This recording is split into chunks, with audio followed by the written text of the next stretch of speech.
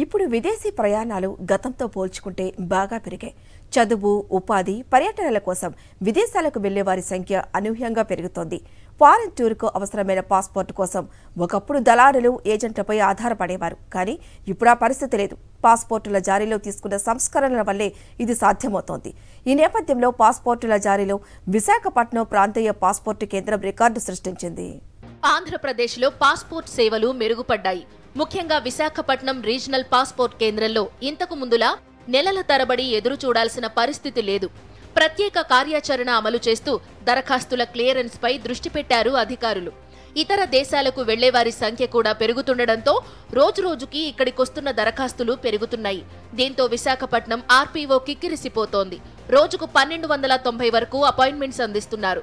గత ఏడాది రికార్డు స్థాయిలో 1,98,000 వరకు పాస్పోర్టుల్ని జారీ చేశారు. విశాఖపట్నం ప్రాంతీయ పాస్పోర్టు కేంద్రంలో తత్కాల్, సాధారణ అపాయింట్మెంట్లను పెంచి కాలపరిమితిని తగ్గించారు. శనివారం కూడా సేవలు అందుతున్నాయి. దీంతో పాస్పోర్ట్ల జారీ ప్రక్రియ వేగం పుంజుకుంది. మరోవైపు పోలీసుల వెరిఫికేషన్ ప్రక్రియ కూడా తొందరగా పూర్తి చేస్తూ క్లియరెన్స్ సర్టిఫికెట్స్ ఇస్తున్నారు.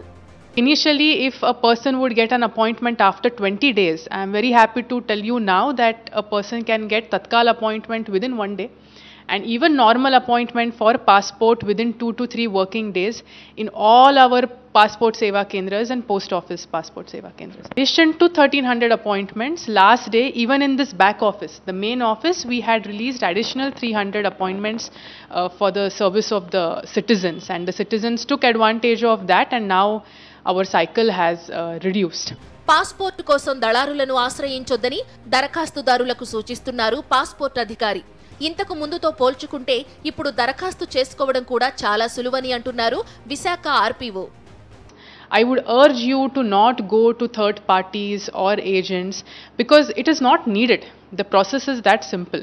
If you visit the Passport India website, it will guide you through all the documents required and also all the process that you need to follow. So the process is simple. You fill in your application online where all your personal data is asked. I urge all the applicants to give true data, and along with that they need to furnish proofs for that. You need to furnish your date of birth proof, you need to furnish your address proof, and if you are a citizen between the age of 18 to 50, then you should also submit one educational proof. So these are the minimum documents that you are required. Nothing more than that would be required for any normal applicant. ఉపాధి, ఉన్నత విద్య, ఇతర అవసరాల కోసం విదేశాలకు వెళ్లాలనుకునేవారు ఇంతకు ముందు passport తీసుకోవడానికి ఎన్నో ఇబ్బందులు పడాల్సి వచ్చేది. కానీ విదేశీ వ్యవహారాల మంత్రిత్వ శాఖ తీసుకున్న కీలక నిర్ణయాలతో పాస్పోర్ట్ సేవలు ఇప్పుడెంతో సులువయ్యాయి.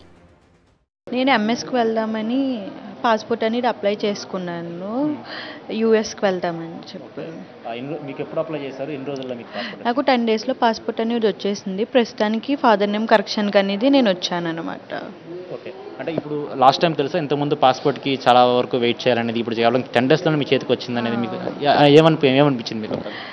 చాలా డెవలప్మెంట్ అనేది అయ్యింది. ఎందుకంటే చాలామంది వెళ్తున్నారు కాబట్టి ప్రాసెస్ అనేది చాలా ఫాస్ట్గా అయ్యింది అనిపించింది. విదేశాలకు వెళ్ళి చదువుకున్న సంఖ్య కూడా పెరుగుతూ వస్తుంది. ఇలాంటి తరుణంలోనే పాస్పోర్ట్ అనేది చాలా క్రూషియల్ రోల్. అందుకే పాస్పోర్ట్ చాలా ఈజియెస్ట్ వే అవ్వడానికి కూడా ఇప్పుడు విశాఖపట్నం రీజనల్ ఇక్కడ సెంటర్ నుంచి కూడా పూర్తిగా మొత్తం 13 జిల్లాలకి వ్యాప్తంగా కూడా అనేక వారి సంఖ్య, అంటే సగటున ఒక్కొక్క చోట నుంచి కూడా 1000కి పైగా అప్లికేషన్ రోజు వస్తున్నట్లు అధికారులు చెప్తున్న ఆ పరిస్థితి కనిపిస్తుంది. విజయనగరం స్టప్పల్ రాజుతో నరేష్, సాక్షి టీవీ, విశాఖపట్నం నుంచి.